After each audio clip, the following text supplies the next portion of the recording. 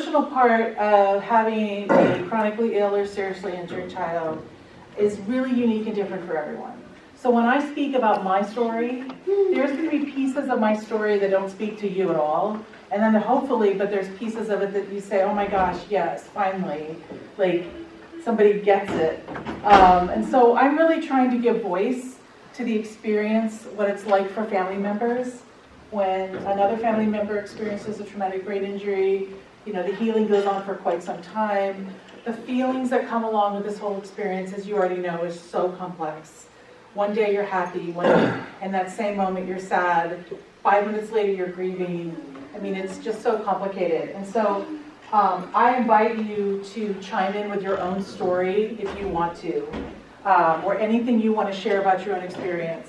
This is one of my favorite quotes that I use in a lot of my talks, because the first time I went to the grocery store after my son's accident when he was in the ICU and still in his coma, I wished I could have worn a t-shirt that said, "Be nice to me, my son's in a coma."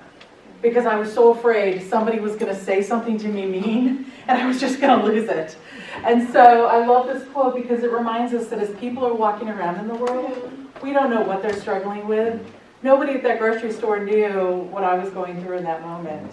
But like a lot of you, I had a daughter, a sibling involved whose life kept going, and I needed to go and get something for her school thing, and you know, so that's what I did. So I want to just really give voice to this experience, because I found through our journey there was a lot of support for the physical, and there was some support for the emotional, but not really what I was looking for.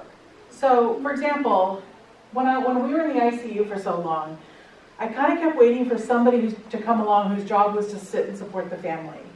And that didn't happen. And it's not that they don't care, but they're focused on the body, and they're focused on that person in the bed.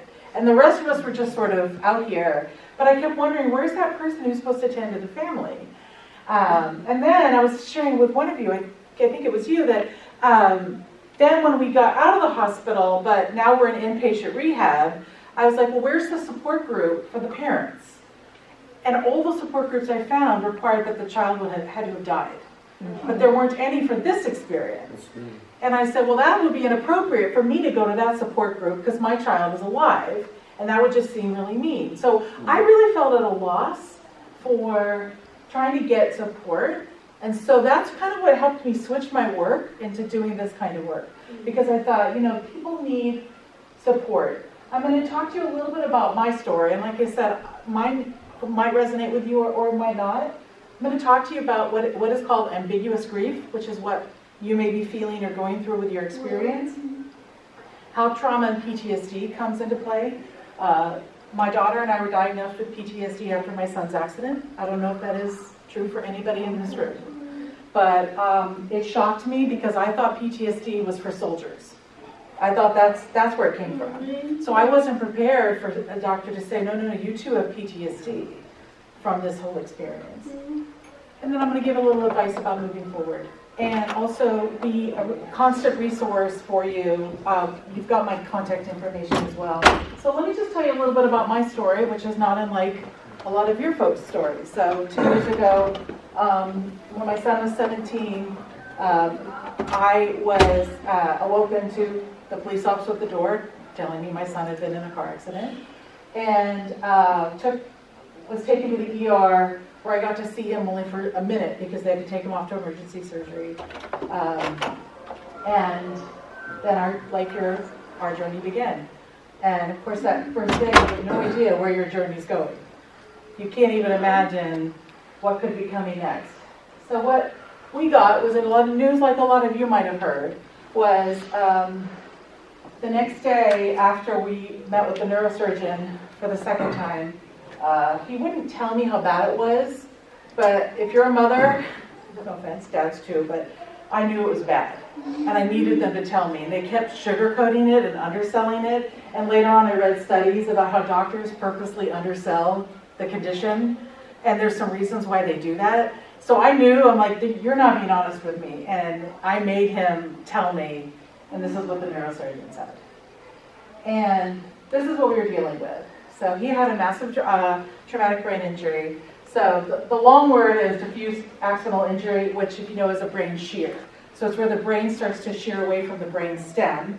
And it's in the brain stem where you have the essential life functions of breathing, walking, eating, those kinds of things. He also had contusions, so lots of dead spots in the brain. One of the contusions was on the part of the brain that tells you to wake up, which is why they told us that it was unlikely he would ever wake up. The problem with a brain shear injury, and I don't know if anybody in this room, your family member had a brain shear, but when you have the brain shear, there's millions of fibers, and they don't know if one fiber was damaged, or 50, or 5,000, or 10,000. They have no way of knowing, because the brainstem is the one part of the brain they really can't image very well to see what's going on. So you're left with just wondering, is it nothing? Is it everything? You just don't know, but because of the contusion on the part of the brain that tells you to wake up, we weren't even expected to get there. Which is why we didn't worry about all these broken bones and organs at first. We didn't, his urinary system was destroyed when his pelvis was crushed, so they stuck him on catheters and said, well, let's just see what happens, because if he doesn't wake up from the coma, then obviously none of this happens. None of this needs to be worried about. In fact, the urologist said, I'll see you in a few weeks, and I knew what he meant. So this was our scenario, and we spent 3.5 weeks in the ICU, and then he did wake up, and then we ultimately transferred to inpatient rehab at Dell Children's. So we stayed at inpatient rehab for a while, did all that, and outpatient rehab, and you all know the drill.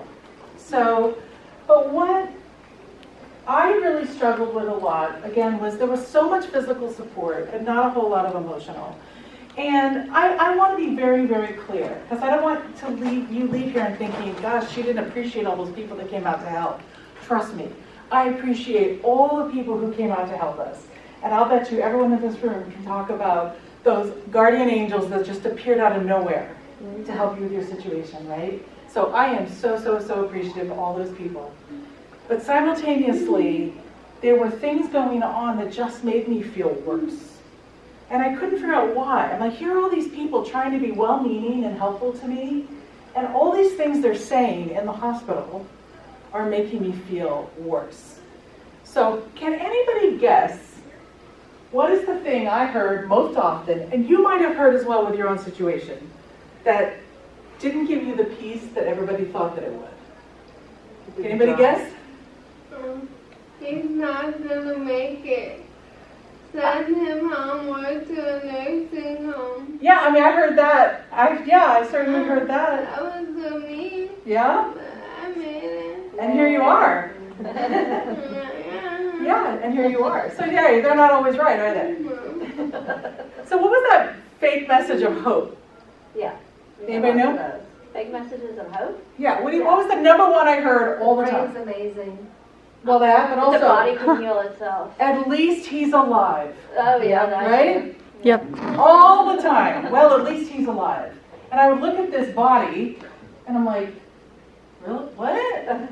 I mean, I've just been told he's not going to wake up, and if he does, they say he may have no brain function, and I'm supposed to just be happy that he's alive. And I know that sounds so incredibly ungrateful, but I'm going to be completely brutally honest with you during this presentation, because I want you to feel okay if you have these same thoughts. As his coma lingered and lingered and lingered, I did have days and I thought, please, dear God, please never wake up. Because if you wake up with almost no brain function and you don't have the life you wanted to have, I don't want you here. And I know that sounds so cruel, but there were days I thought, I'd rather you not wake up. And I remember the doctor saying to me, but you may not have that choice. And I was just crushed because I couldn't imagine him having a life of suffering. Right, just nothing that he would have wanted. So I agree with you on that. yeah, right? I wouldn't want that either. Pardon? I wouldn't want that either. Right, because people think about what they want for their life.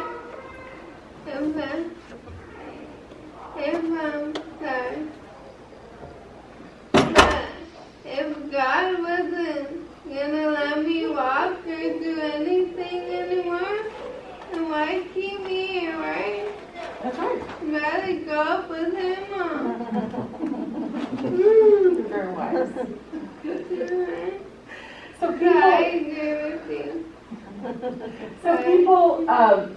and again, this is sound a little mean, because don't get me wrong, but I am so appreciative of people. But then as our journey kept going and kept going, I felt feeling worse and worse and worse emotionally, right? So then I got built up for things like, once you get through the first year, you'll be fine. Anybody hear that? It's just the first year that's hard. Once you get past the first year anniversary, you'll be okay. And then the first year anniversary came and I felt worse. I felt worse. Tell me, Yeah. what do you want to speak to that a little bit? Oh, no, it just, yeah, I mean, I think in the first year you're just so caught up in what's happened and those little bits of improvement that you get, that little bit of hope that you get so excited. But after a year and after a year and a half and after 2 years, the reality becomes more aware to you. Yeah, exactly. Because you're so, if you had the ICU experience, you know how tunnel vision that is. You're literally in this room and all you care about is that monitor with the numbers and the beeps, and you don't care about anything else. The fishbowl. Right, exactly. And was all of a sudden not at my full-time job anymore, and I didn't care.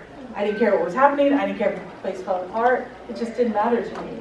And so, right, then you get out and you start like interacting with the world again, and like the world is moving on, but your world really hasn't, right? So then you start to feel like you have no place. And yeah, so the first year anniversary of our accident rolled around, and I felt worse than ever. And so I really started to really think about what is going on here. Why do I just keep not feeling better about this? And this isn't the only reason, but this was one thing, and I want to just pick on people for a little bit, if you don't mind, because I know people are well-meaning. I know they care. But what I got a lot of is what you might have experienced is what we call faux empathy.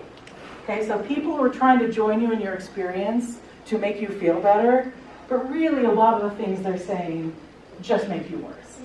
So when we were in the ICU, I told the nurse, I said, I am about to put a sign on this door that says you are not allowed to come in here if you say one of these three things. I'm going to see if any of these resonate with you. God has a plan. Now that may be true, but in the moment I didn't want to hear that, right? What doesn't kill you makes you stronger, right? And the whole, at least he's alive. And I was literally like, if you come in here and say any of those things, I'm going to have you thrown out. Because it wasn't helping me. So, I don't know if you guys can speak to any of these, but these are people that are trying to be helpful to you and trying to make you feel better, but really it's making you feel worse. Did anybody have any of this happen to them? I got a lot of you shoulds. Well, you need to get him out of here. You need to get him to rehab. Why isn't he in rehab? Why haven't you had him transferred? You should have had him transferred to Breck, the real trauma hospital. Why is he in this hospital? I mean, just a lot of like, you should be doing this. I'm like, oh, wait a minute. I'm still trying to like get my arms around this thing. Did anybody else have any of this that just didn't help you feel any better about your experience? The comparing stories. Yeah, talk about that. Oh yeah. This happened to so and so, and this was their outcome. Yeah. So this is the same thing's going to happen to you. Yes. So and it's even just taking it out from my experience to now it's somebody else's story. Right. Yeah. Right. Yeah. Exactly. You know, my son went driver's side into a tree and it took them 45 minutes to cut him out of the car. I got a lot of, I know exactly what you're talking about. My son rear-ended somebody last year. Really? Because that's exactly like that. So then what happened was, and for those of you who have the hospital else's feelings that come to help you in the hospital, right? I felt like I was managing the feelings of people who were coming to try to give us support. Because either they would wind up crying, or they would want to unload on me about what had happened with their family member's brain injury. And I reached a point where I was like, I'm sorry, I need to be selfish right now. I can't, and I'm a counselor, right? So I want to help people with their feelings. But after a few weeks in the ICU, I'm like, I cannot help people with their lives right now. I have to be selfish and say enough. So I kind of start shutting down people because I couldn't have them make me feel worse anymore. So, if you go to my website, you're gonna see a blog called How Do You Hold Space for Someone? So if you haven't heard that phrase before, what hold space means is you go and join that person wherever they are and wherever they're feeling without trying to solve the problem. And I thought, that's what you need to do for people in the hospital, is you just go sit with them. And you don't try to give them advice or tell them, oh, well, it's going to be okay. I just know it's going to be okay, right? And all the while you're hearing from doctors who are saying, it's not going to be okay. And my favorite was,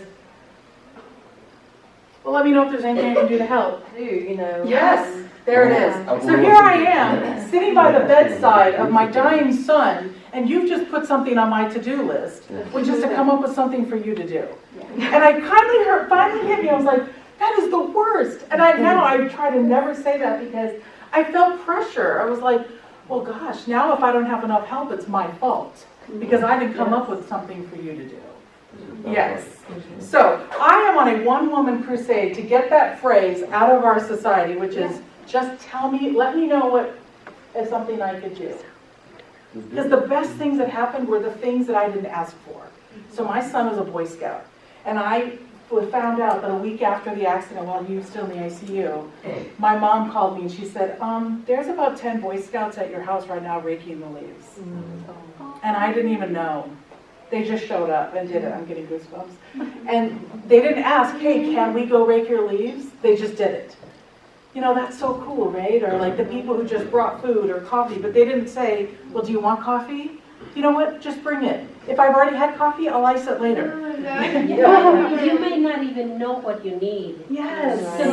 So and being asked that question, it's and I don't even know how to qualify it because it's just, I don't know what I need. Right. So. Because you know what I need? I need him to wake up. Yeah. Okay? That's what, I mean, I was just so angry. Yeah. And so to ask me what I need is like, and asking for something trivial like a cup of coffee felt mean when what I wanted was him to wake up. That phrase is terrible and you all hit it on the head why it is. When they would ask me what I needed, I'd tell them, well, you know what, I need a prayer.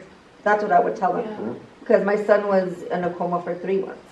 And we just didn't know. And it was just getting worse and worse. So when they would ask me, is there anything that you need me to do? I'm like, you know what? Let's do a prayer for my son. Do a prayer. Have people pray for my son. That's all I would ask them.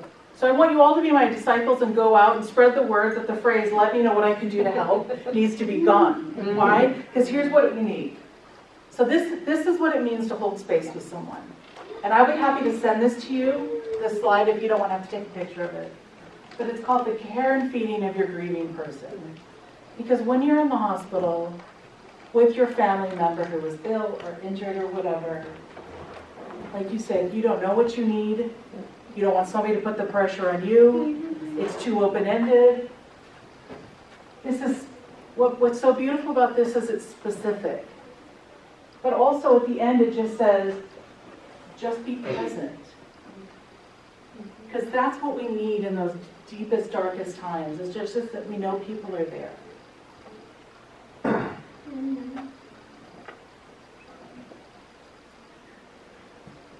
And I so desperately wanted somebody to come and let me just sit and be angry as I wanted to be and sad as I wanted to be. But I know that so many people are uncomfortable with anger and sadness. So I never felt like I had that person I could just be totally raw with. But that's really what I needed in that moment. So for you, it may have been something else. But what we really need in these moments is for someone to just hold that space with us, whatever that looks like.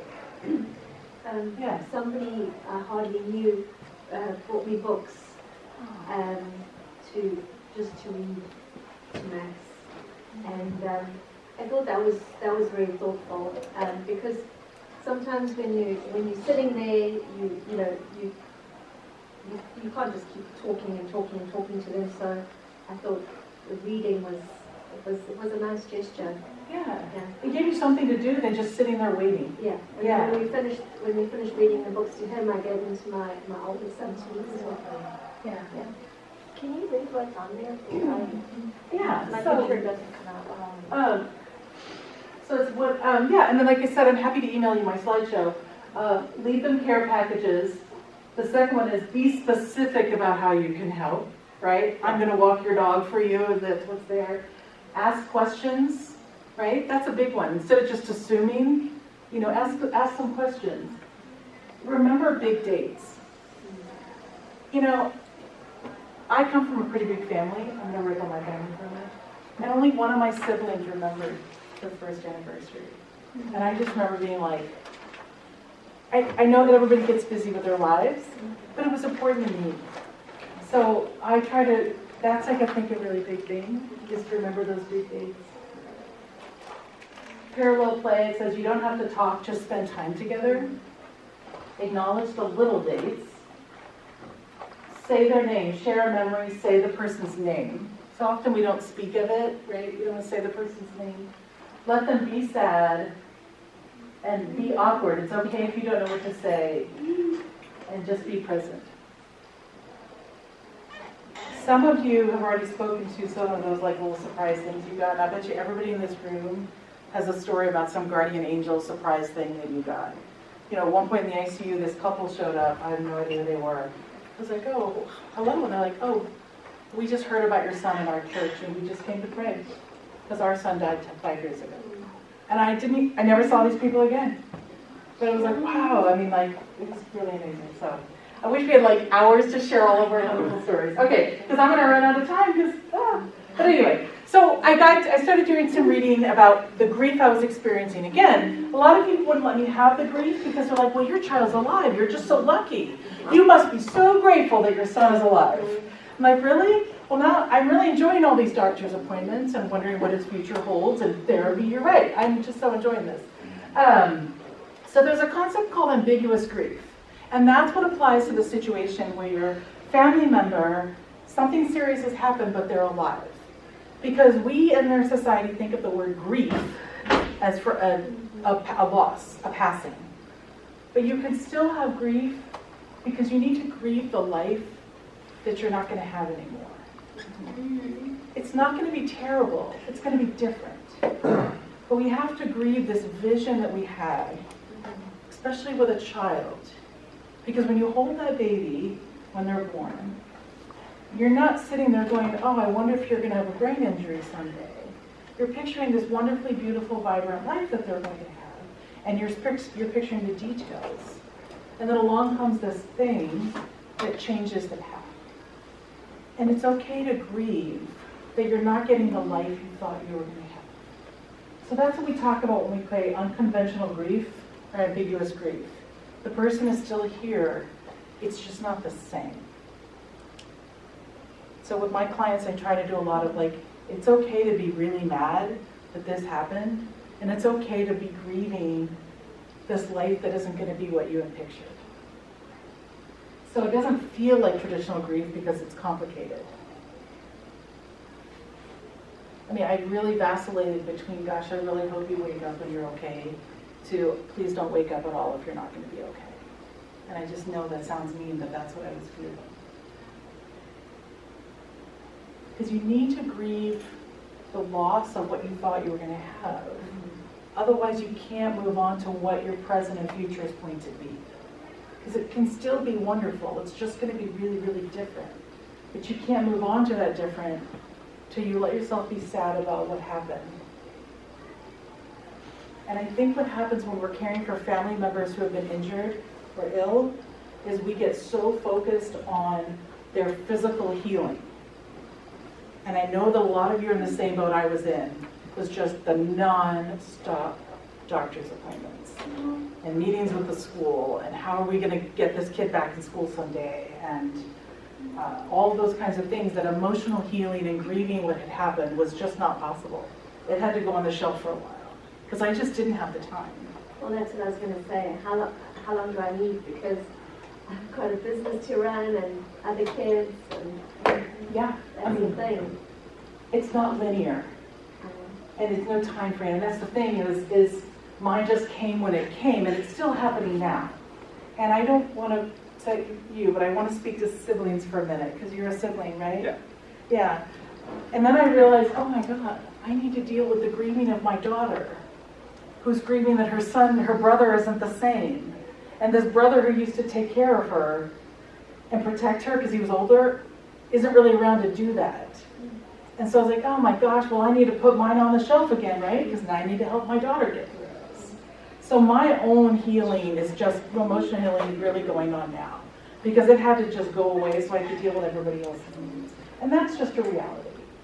So when people say, oh, it's another phrase I started to hate. You want to know what it is? You need to focus on self-care. Like it's so easy. I hate the phrase, you need to focus on self-care. Because first of all, you just ordered me to do something that I don't have time to do. Right? And now you're judging me. And you make it sound so easy. Oh, just go have a massage and you'll be fine. Right? I do, I look tired. Nothing wrong with the way I look. So you will never hear me use the phrase, you need self-care. Because I kept saying, and when I'm a single mother, and I was a single mother at the time of the crash, and still am. And I'm like, when am I supposed to do this self-care?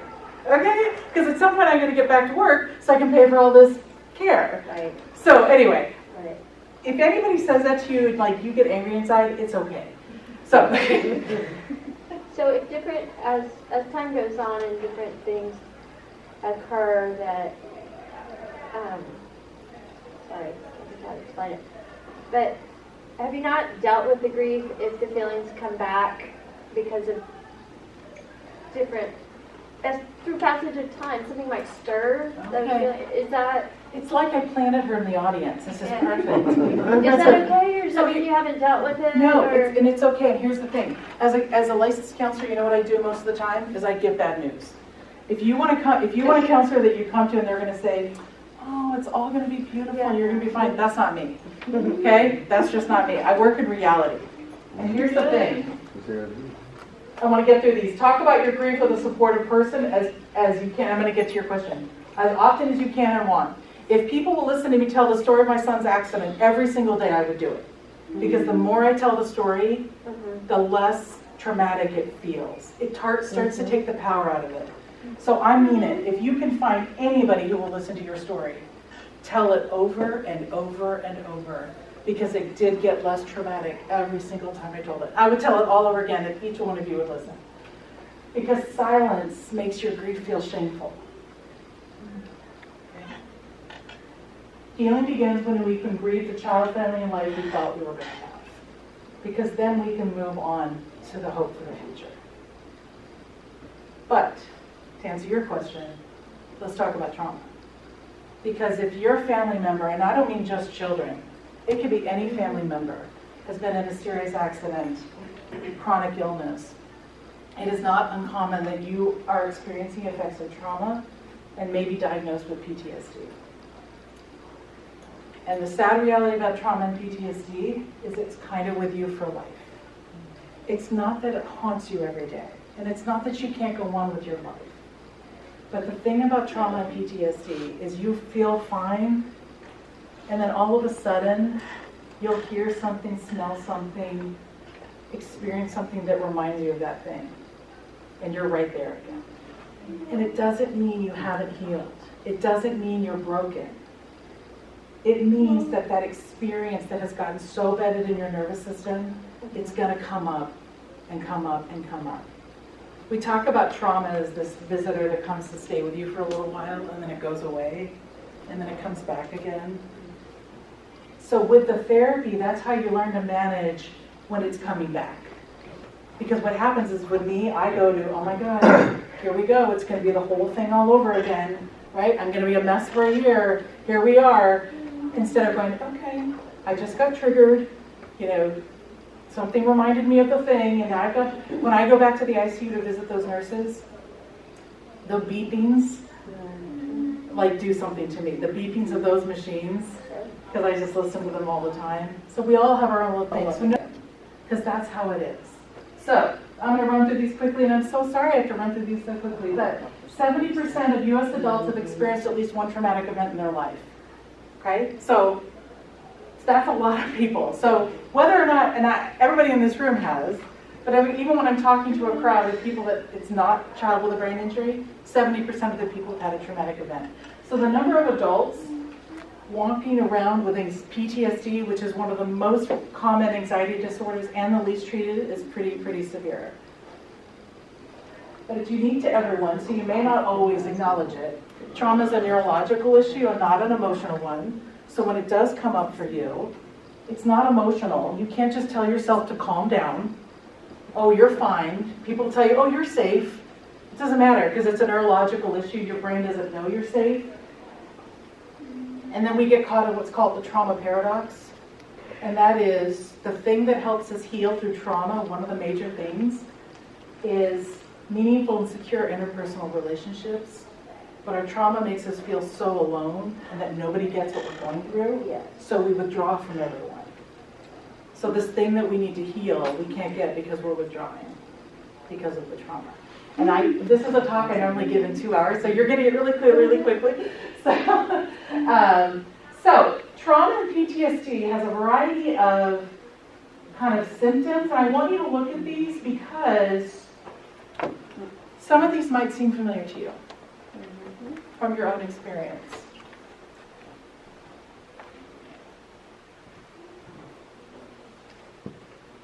And everybody's is different.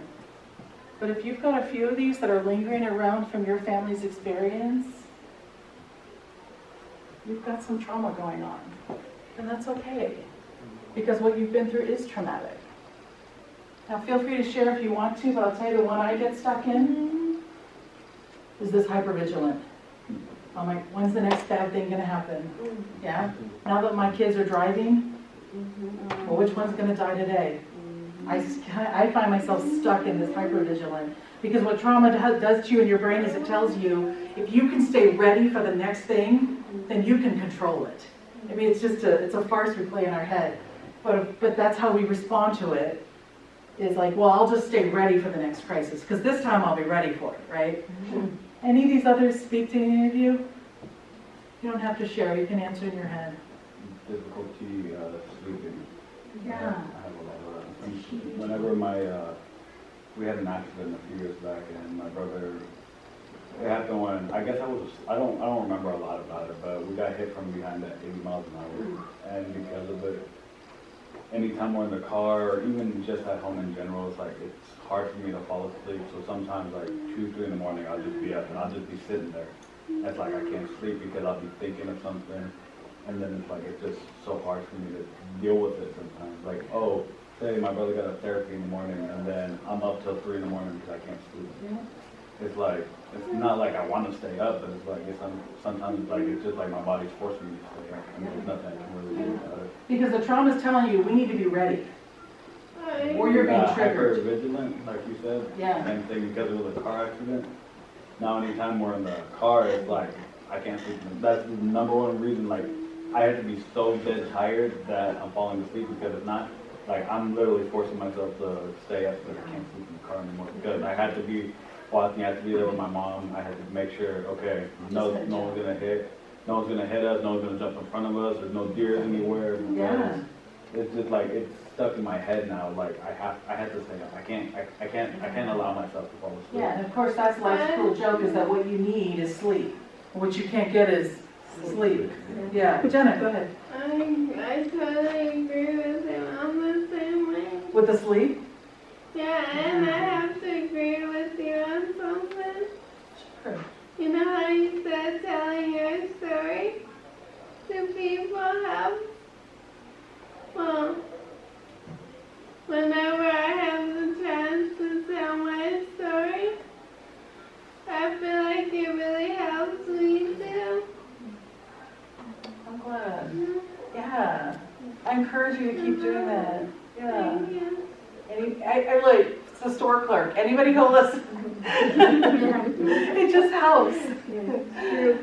Yes. How would you define, like, if you've not only had trauma with your child, but numerous other traumas, so you kind of have a negative outlook because it's just one thing after another, after another, after another.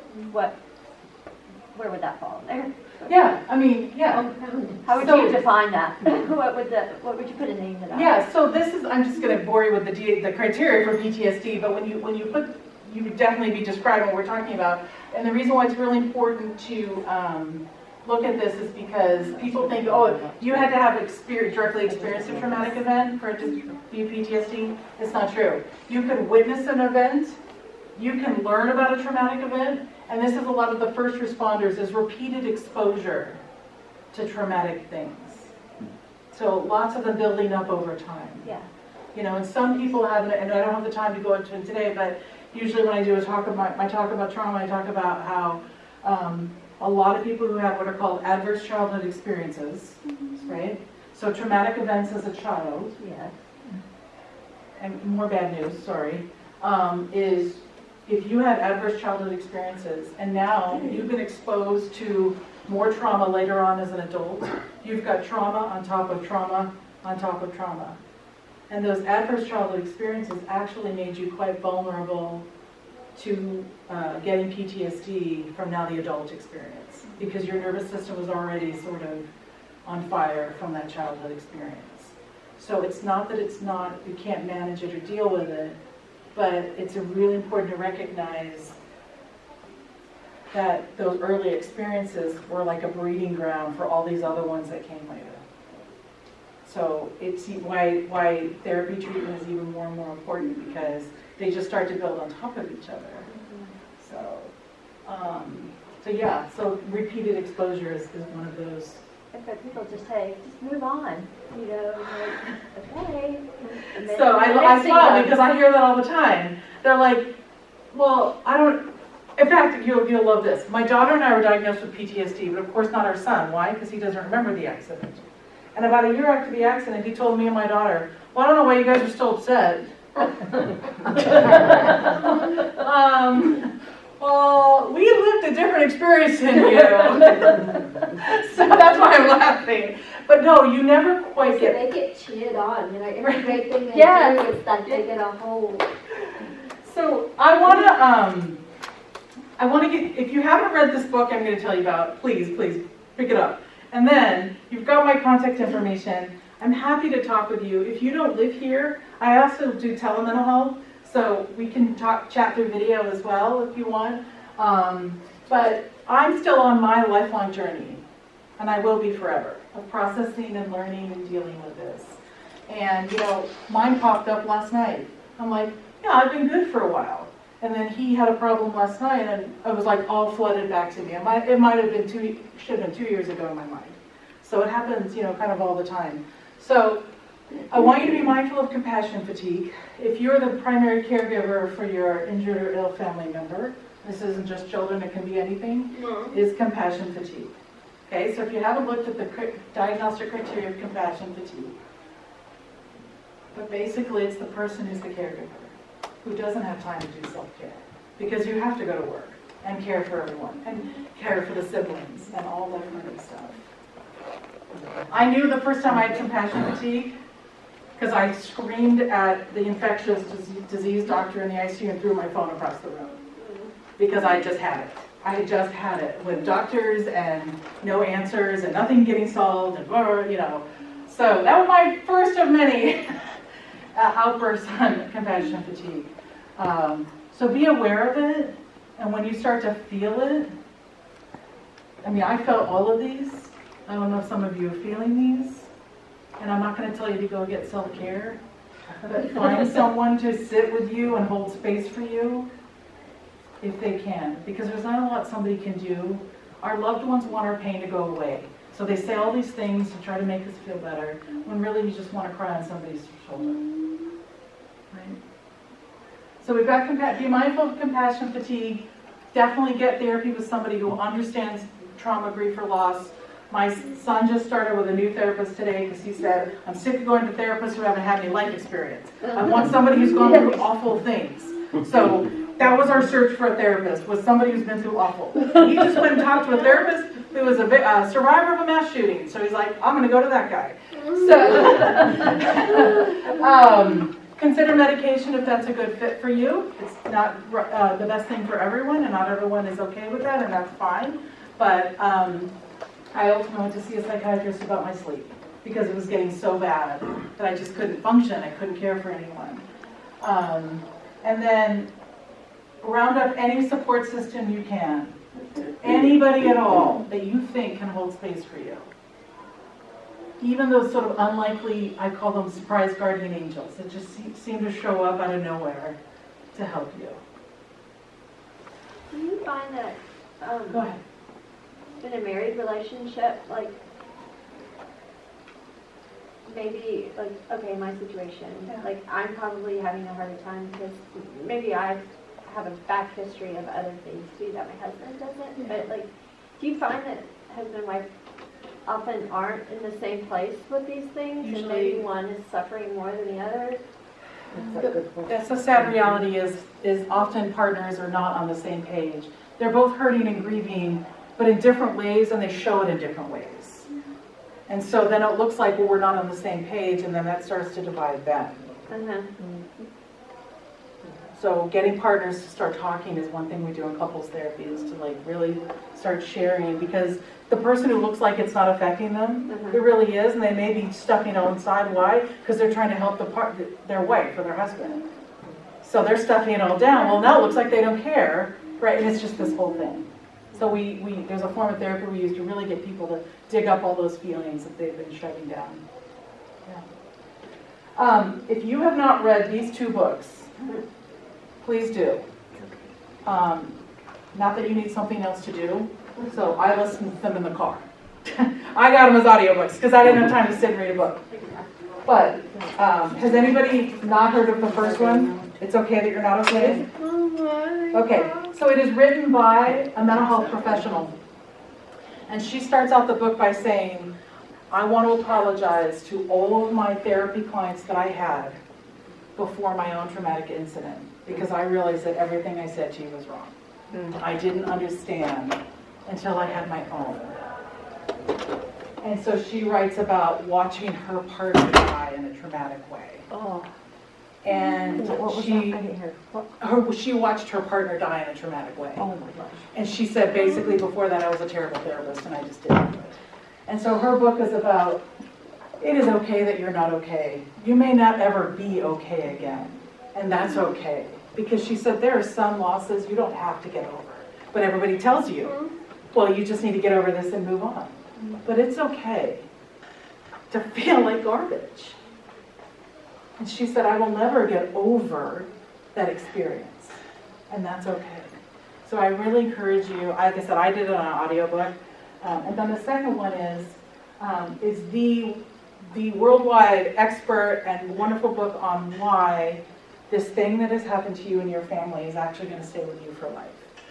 You will learn how to manage it. You will learn how to deal with it. You will learn how to help it work for you instead of against you. But it talks about how traumatic experiences get buried in our nervous system, which is why we can seem fine, and then all of a sudden something will happen and we get triggered. So our nervous system records all these past experiences and they just kind of get buried in there. So that's what's called the body keeps the score. So if you even had let's just say somebody had an adverse childhood experience, and that was 30 years ago, and you're thinking, well, I'm fine, that was 30 years ago. Look at some pictures of I knew nature. I needed a beach house. Yes. So anything with nature is really, really great. When all those well-meaning people tell you, hey, let's go take a walk around the hospital grounds, try to say yes. I kept saying no, but they really just want you to look at a tree. But finally, pause when you can, because remember, everything will work better if you unplug it for a little while, even you. Okay. So that's my really, really quick snapshot view into trauma and grief, and I would love to hear from you. I'll take that. And if you need my flyer for my contact information.